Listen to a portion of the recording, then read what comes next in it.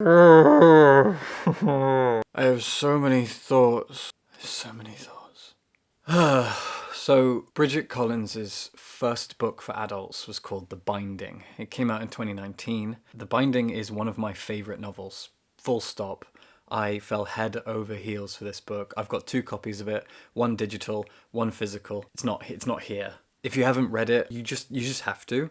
The Binding tells the story of a farmer's boy called Emmett. It's set in a kind of 18th, 19th century Britain. It's set against this gorgeous backdrop of snow and English farmland, and it's gorgeous. And Emmett is apprenticed to this strange bookbinder. The bookbinder has the power to take people's unwanted memories and bind them into the pages of a book so that they become forgotten. So it's kind of Eternal Sunshine of the Spotless Mind. But there is this twist about Emmett and how while he's apprenticing with this binder, he finds a book with his own memories in it, which seems so impossible. And it takes him down this incredible rabbit hole that leads to a beautiful, heart-wrenching, haunting, queer romance. It is one of the most beautiful, spellbinding, gorgeous, magical, gothic, fantastical novels I've ever read. I love The Binding. I would buy a stack of 100 and hand them out to people on the street. I love The Binding. I love it with all my heart. Now, Bridget Collins' second book for adults is The Betrayals. The question I have is, does this live up to The Binding? Given how much I love The Binding, I didn't think that it could, because I don't think that many things can. But it's still a worthwhile reading experience, and I have so many thoughts. So many thoughts. Okay, let's get the synopsis wrapped up as succinctly as I possibly can. The Betrayals is set in a place. I don't know what time period or even what country this is. I tried desperately to figure it out, and as far as I can tell, it's Switzerland. Still not totally sure on that. There's a lot of French names, there's a lot of French words, and it's definitely not France. It's definitely in Europe, so I say Switzerland. So The Betrayals is set in Switzerland, maybe, and it follows the story of Leo Martin. Leo was a politician. He was part of the party, a very terrifying political group which you find some things out about. And Leo is now a disgraced politician. The party have kicked him out. He was the Minister of Culture. He's been kicked out of the party. He's been kicked out of government. And the government gave him a way out, and they said, you used to study at this grand university type building in the mountains called Montvert. Go there, go back and study. Go on, shoo. So he does, he goes back there.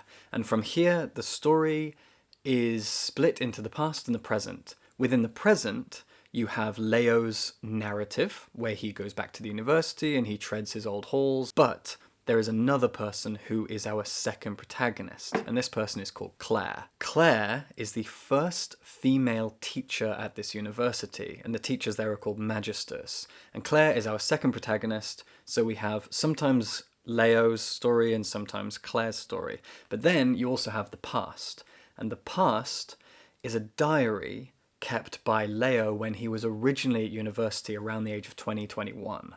Leo is now in his mid-30s. This diary is being read by modern-day Claire. She's taken it, and she's reading it, and she's flicking through it, and we're learning his past. So we flip between Leo in the present, Claire in the present, Leo in the past.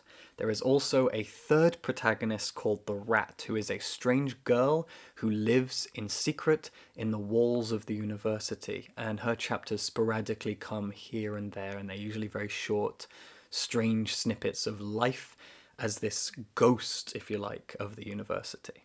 Now, the hook of this is what makes it very similar to The Binding, is that there's clearly something going on with memory and things that are forgotten, or lies and subterfuge in a kind of way. And that is Claire.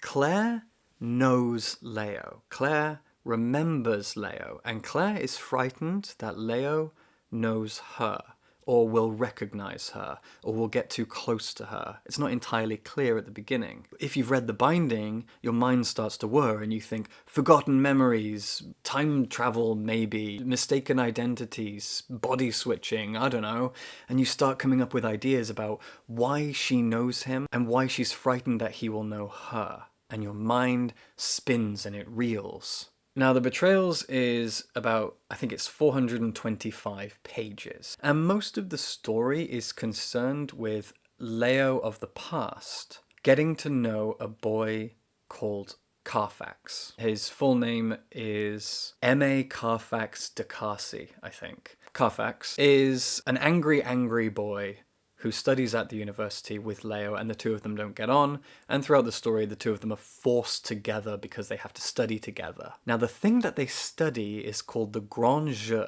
or the Great Game, I think. My French is terrible. This thing that the university specializes in is not ever made clear. So in the author's notes at the end of the book, which should have been at the beginning of the book because they're very useful, Bridget Collins mentions that her novel was partly inspired by Hermann Hesse's The Glass Bead Game. I haven't read this book. I'm not clever enough to read Hermann Hesse. She says here, what I call the Grand Jeu has a lot in common with the Glass Bead Game as Hesse conceived it.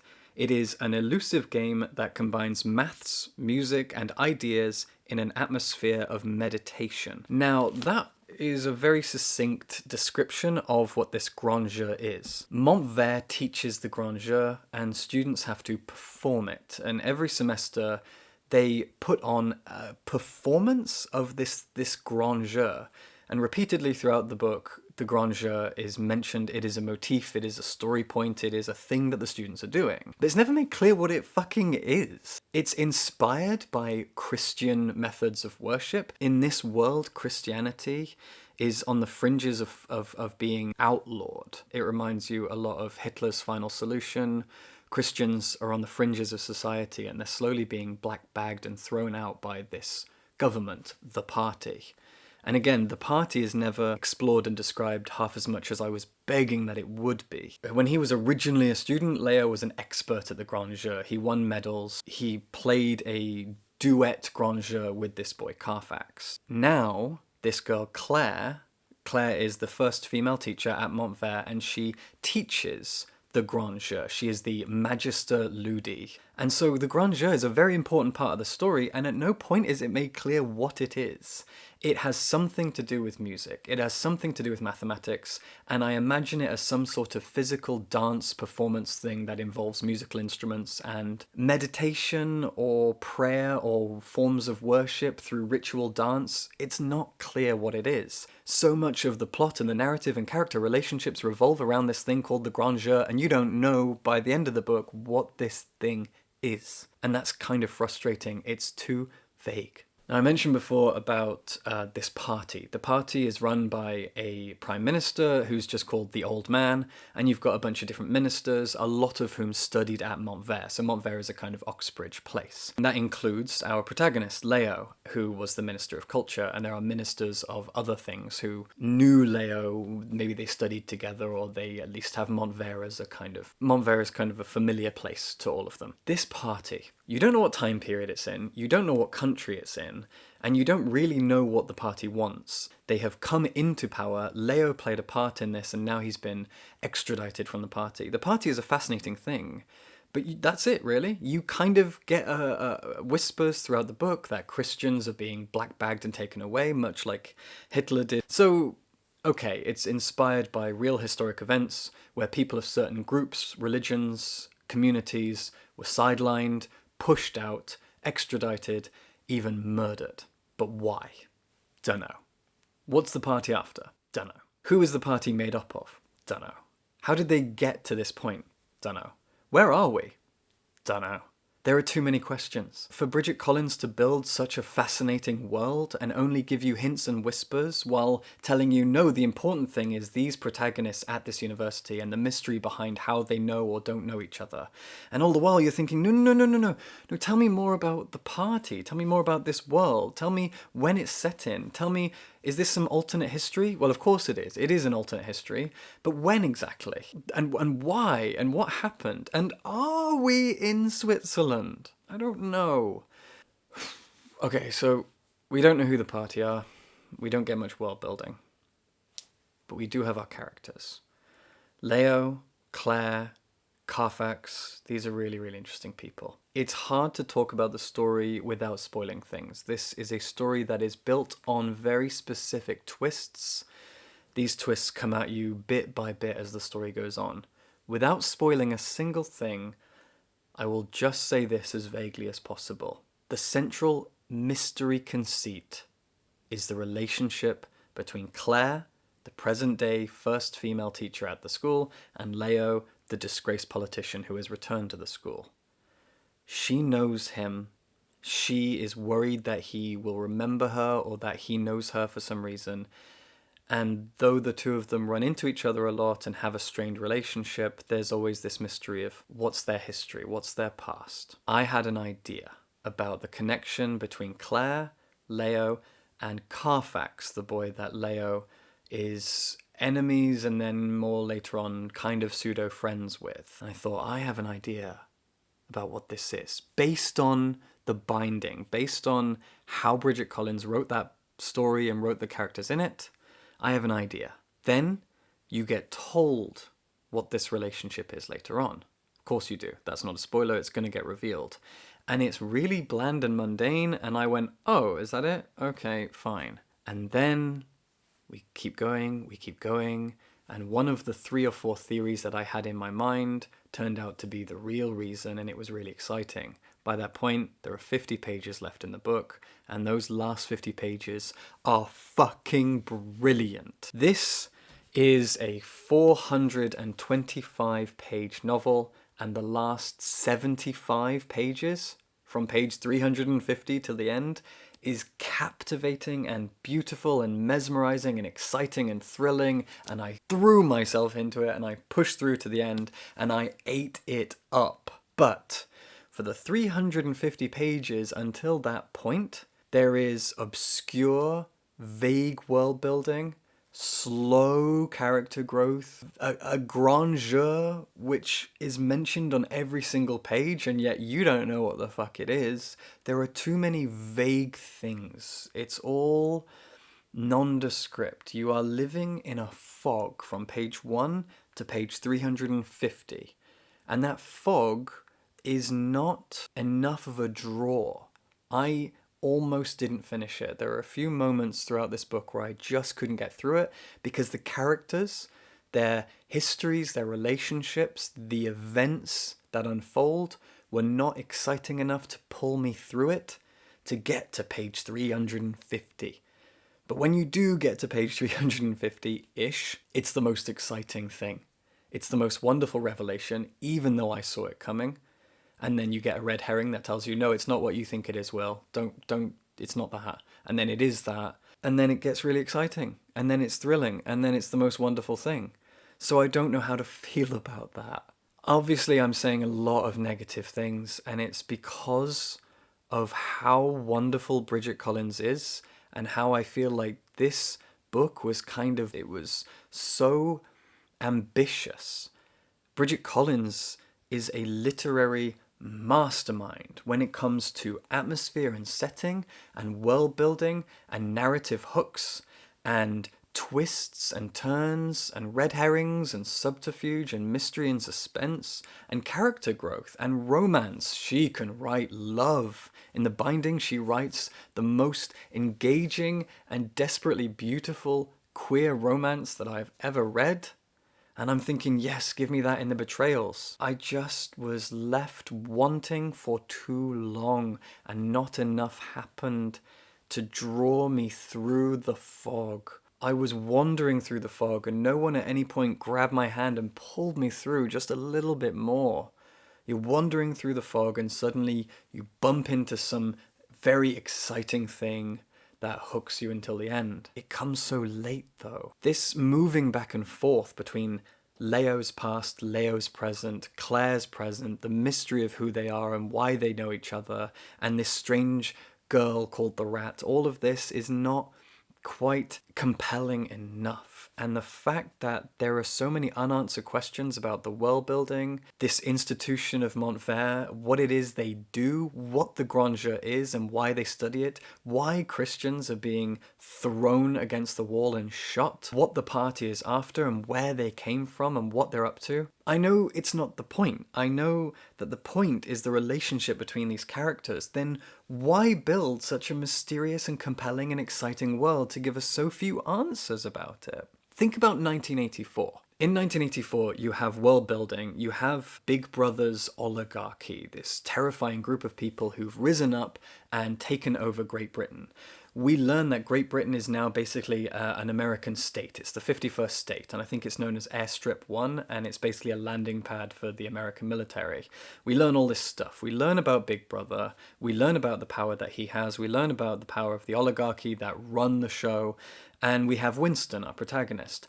Winston has a love story. Winston has a character arc. Winston gets to fall in love. Winston gets to lose love. Winston goes through an adventure of his own. All the while, enough attention is being paid to the world itself. We learn about the government, we learn about the geography of the country, we learn about its history, we learn about its politics, we learn about its economics, and we still have enough attention put on Winston and the things that he goes through. This book ticks all of those boxes. You have a protagonist, you have a mystery, you have a love story, you have progression and character growth, you have an arc to follow, but the political side, the world building side is fog. It's vagueness, and it's not explored well enough. 1984 is split in half. The politics and the world building on one side, which is perfectly described, perfectly explained, and perfectly explored, and then the story on the other, where you have Winston and his whole narrative arc, including a love story. And this book does all of that exactly the same, but the one half is very satisfying and the other half is vague, mystery, and I don't know why. To the end of the book, at the very end of the book, I still don't know what the Grand Jeu is. The thing that all the students study and perform and the teachers teach. I don't know what it is. And this mystery frustrates me because it doesn't serve anything. There's no reason for it to be this vague. And so I just feel unsatisfied. I've been so negative. It's because I love Bridget Collins, I love The Binding, and in many ways I love this book. And in spite of everything I've just said, in spite of all the tears that I've shed over this, I still recommend it. I still think it's a worthwhile read. Perhaps this is just my expectations being unreasonable, because I unreasonably adore The Binding. Maybe most people who read The Binding thought, that was good. And then they'll read this and go, that's good. And then everything lines up for them. But for me, The Binding is my soulmate. And this isn't. I think in one of her notes somewhere, she mentions about living up to The Binding because it was so well received and marketed, etc. And yeah, it was, really was. And this just, it isn't what I hoped. But that doesn't mean it's bad, and that's not Collins's fault. She's written an incredible world, and she's written wonderful characters, and she's given them an arc. But there are just so many things that frustrate me. And I'm not usually this negative. I'm not usually, especially not about things I really like. Because there's way too much negativity, there's way too many hot takes, there's way too many people in the literary community who hate things and get at each other's throats and tear authors apart and tear books apart and then tag them in tweets where they tear them apart. And I think it's all so toxic and sad. And I don't want to be toxic and sad. I want to enjoy the literature I enjoy. I want to enjoy good books, and this is a good book, and I want to tell people about good books.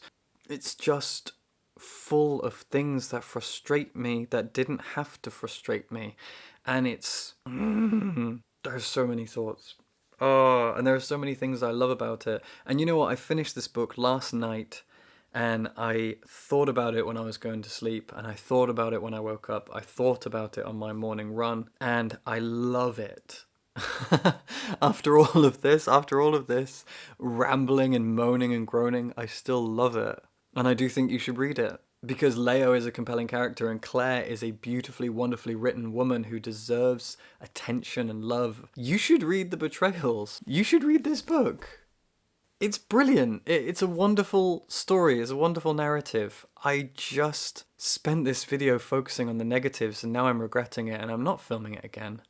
Because those negatives are worthwhile and they were the things that I thought about from beginning to end. The last 75 pages are some of the best pages of a book I've read this year. The characters are some of the best characters I've read this year. Their relationship is astonishing. Their relationships are the glue that held me to these pages. And they are worthwhile. They are worth reading and exploring. This is a wonderful book. It's a wonderful, wonderful book. But it is full of frustrating things that didn't have to be frustrating because of odd choices when it came to law and politics and world building, things that just could have been answered more clearly, and nothing would have been lost by just giving us clearer answers and less fog, because the mystery would have remained intact. The twists would have still been twists. The world building is just so vague, and I can't believe how much it frustrates me. I still love Bridget Collins, I still love her books, I still love The Binding, and I still love this. And I urge you to read it in spite of all the horrible, toxic, nasty, bullshitty, hot takey shit I just said. Screw me. Ignore me. This is wonderful. But then, there's all the shit that I still didn't like. I don't know what to do. I have so many thoughts. Read the Betrayals. Make your own mind up. See if everything I said was absolute hogwash. I hope it is. I hope that maybe my expectations would just ridiculous. I love it. I don't love it. I love it. I love you. Subscribe. Give me a like. Help the algorithm. I love doing this. Alright, read some books.